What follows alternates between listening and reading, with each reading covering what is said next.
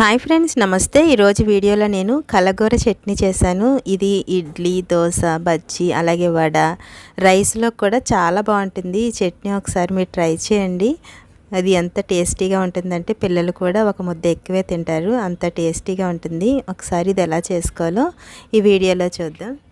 చేసుకోవడానికి నేను ఇక్కడ ప్యాన్ పెట్టుకుని దీంట్లో ఒక స్పూన్ వరకు ఆయిల్ వేసుకోండి. వేసుకున్న తర్వాత ఇది చట్నీ కొంచెం స్పైసీగా ఉంటే బాగుంటుంది. ఇలా కొంచెం పచ్చిమిర్చి వేసుకోండి. వేసుకున్న తర్వాత కొంచెం ఇవి ఫ్రై అయిన తర్వాత నేను ఇక్కడ ఒక ఆనపకాయ సొరకాయ ఉంటుంది కదా, దాన్ని ఒక హాఫ్ వేసుకుంటున్నాను. దీనికి ఇలా పీలు కూడా తీయకుండా ఇలా వేసుకోండి, బాగుంటుంది. ఇలా అయిన తర్వాత ఒక 2 నిమిషాలు దీన్ని ఇలాగా మూత పెట్టుకుని ఫ్రై చేసుకోవాలి. ఇలా ఫ్రై అయిన తర్వాత దీంట్లో ఇప్పుడు నేను ఒక 3 టమాటోస్ని, ఒక మీడియం సైజ్ టమాటోస్ తీసుకున్నాను ఫ్రెండ్స్. అవి ఇలా కట్ చేసుకుని వాటిని కూడా వేసుకుని ఇలాగా కొంచెం మగ్గితే బాగుంటుంది. ఇలాగ దీంట్లో ఒక స్పూన్ వరకు సాల్ట్ వేసుకోండి. సాల్ట్ వేసుకోవడం వల్ల తొందరగా మగ్గుతుంది. ఇలా మూత పెట్టుకుని మళ్ళీ చూడండి, ఇలా వాటర్ అంతా బయటకు వచ్చింది కదా, దీన్ని ఒకసారి మొత్తం అంతా ఇలా కలుపుకోండి, లేకపోతే అడుగంటుతుంది. దీన్ని ఇలా లో ఫ్లేమ్లో పెట్టి మగ్గించుకున్నట్టయితే తొందరగా మగ్గుతుంది. అలాగే 1 ఇంచు అల్లం కూడా వేసాను.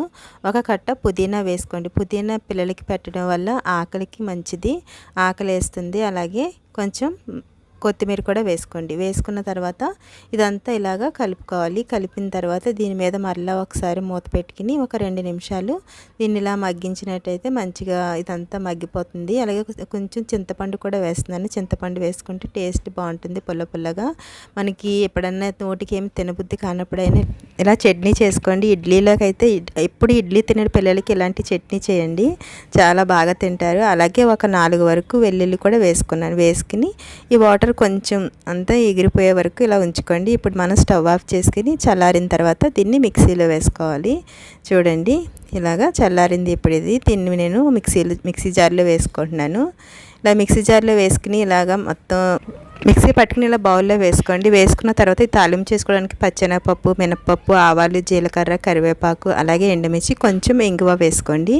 వేసుకుని ఇలాగ తాలింపు చేసుకుంటే ఒక స్పూన్ ఆయిల్లో వేసుకుని ఇది తాలింపు చేసుకుంటే చాలా బాగుంటుంది చట్నీ. ఇదంతా వేసుకున్న తర్వాత ఒకసారి ఇదంతా ఇలా కలుపుకోండి. ఒకసారి మీరు ట్రై చేసి చూడండి. ఇడ్లీ 2 తినేవాళ్ళు అయితే 4, 5 తింటారు, అంత బాగుంటుంది ఫ్రెండ్స్. మీకు వీడియో నచ్చినట్లయితే ప్లీజ్ లైక్ చేయండి, షేర్ చేయండి, సబ్స్క్రైబ్ చేయండి.